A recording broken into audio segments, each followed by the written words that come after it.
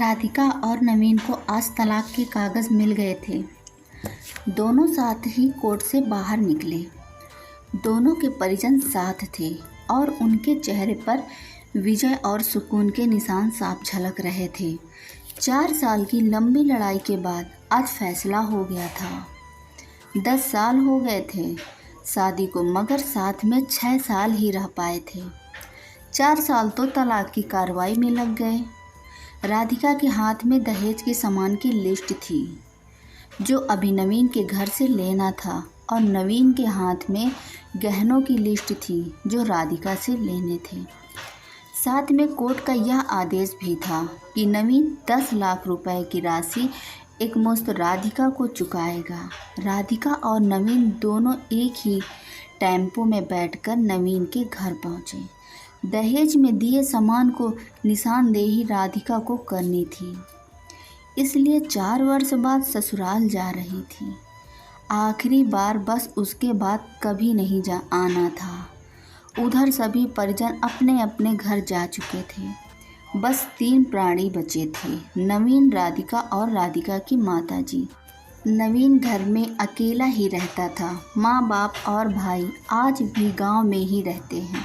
राधिका और नवीन का इकलौता बेटा जो अभी 7 वर्ष का है, कोर्ट के फैसले के अनुसार बालिग होने तक वह राधिका के पास ही रहेगा। नवीन महीने में 1 बार उससे मिल सकता है। घर के प्रवेश करते ही पुरानी यादें ताज़ी हो गईं।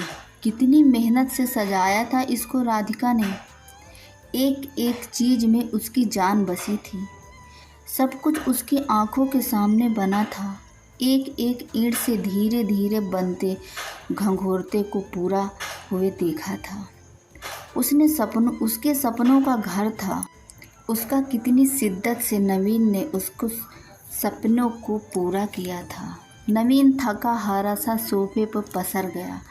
बोला, ले लो जो कुछ भी चाहिए, मैं नहीं रोकूंगा। राधिका ने अब गौर से नवीन को देखा। 4 साल में कितना बदल गया है। बालों में सफेदी झांकने लगी है। शरीर पहले से आधा रह गया है। 4 साल में चेहरे की रौनक गायब हो गई। वह स्टोर रूम की तरफ बढ़ी जहां उसके दहेज का अधिकतम सामान पड़ा था। सामान ओल्ड फैशन का था, इसलिए कबाड़ की तरह स्टोर रूम में डाल दिया था। मिला भी कितना था उसको दहेज? प्रेम विवाह था दोनों का। घर वाले तो मजबूरी में साथ हुए थे। प्रेम विवाह था तभी तो नज़र लग गई किसी की, क्योंकि प्रेमी जोड़ी को हर कोई टूटता हुआ देखना चाहता है। बस एक बार पीकर बहक गया था नवीन। हाथ उठा बैठा उस पर। बस वो गुस्से से मायके चली गई थी। फिर चला था लगाने सिखाने का दौर। उधर नवीन के भाई भाभी और उधर राधिका की माँ। नौबत कोर्ट तक जा पहुँची और तलाक हो गया। न राधिका लौटी और न नवीन उन्हें लाने गया। राधिका की माँ बोली, कहाँ है तेरा सामान? इधर तो नहीं दिखता। बेच दिया होगा इस शराबी ने। चुप रहो माँ। राधिका को ना जाने क्यों नवीन को उसके मुंह पर शराबी कहना अच्छा नहीं लगा। फिर स्टोर रूम में पड़े सामान को एक एक कर लिस्ट में मिलाया गया।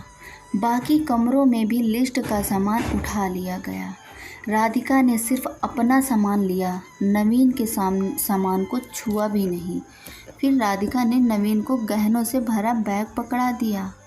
नवीन ने बैग वापस राधिका को दे दिया। रखो, लो, मुझे नहीं चाहिए, काम आएगा तेरे मुसीबत में।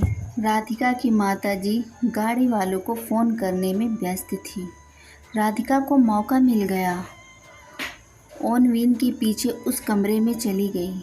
वो रो रहा था, अजीब सा मुंह बनाकर, जैसे भीतर के सैलाब को दबाने दबाने की जद्दोजहद कर रहा हो।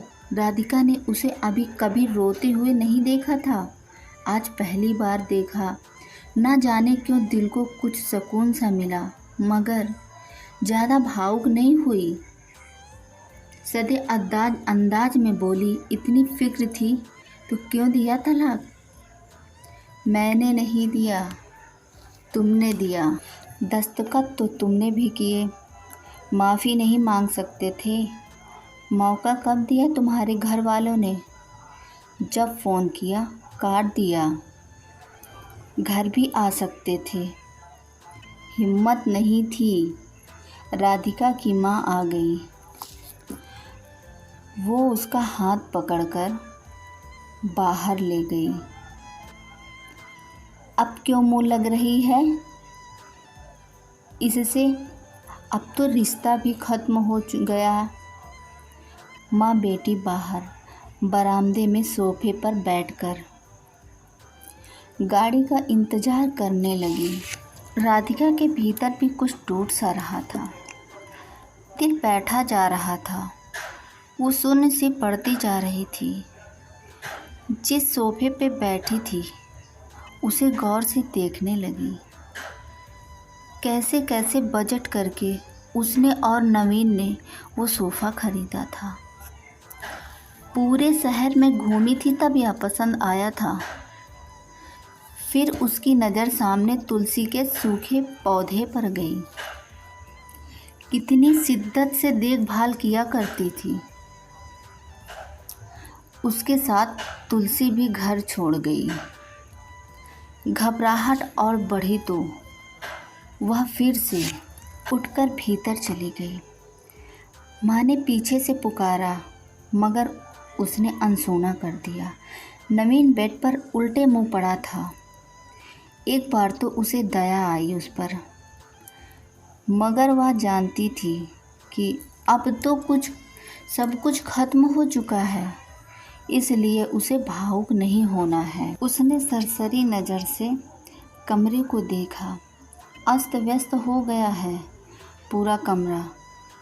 कहीं कहीं तो मकड़ी के जाले झूल रहे हैं। कितनी नफ़रत थी उसे मकड़ी के जालों से।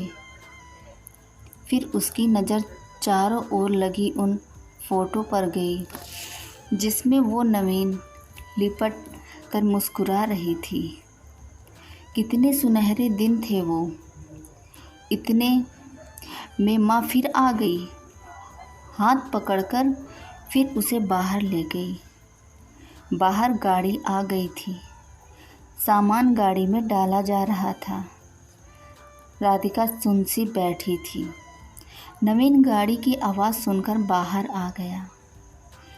अचानक नवीन कान पकड़कर घुटनों के बल बैठ गया और बोला, मत जाओ, माफ़ कर दो। शायद यही वो पल थे जिसने सुनने के लिए 4 साल से तड़प रही थी। सब्र के सारे बांध एक साथ टूट गए।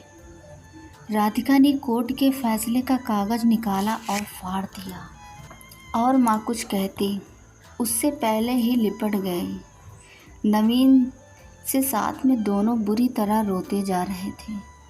दूर खड़ी राधिका की माँ समझ गई कि कोर्ट का आदेश दिलों के सामने कागज़ से ज़्यादा कुछ नहीं। काश उनको पहले मिलने दिया होता। तो ये स्टोरी आपको बहुत अच्छी लगी होगी तो दिल से एक लाइक करिए और चैनल को सब्सक्राइब करिए। मिलते हैं ऐसे ही स्टोरी के साथ। तब तक के लिए बाय बाय।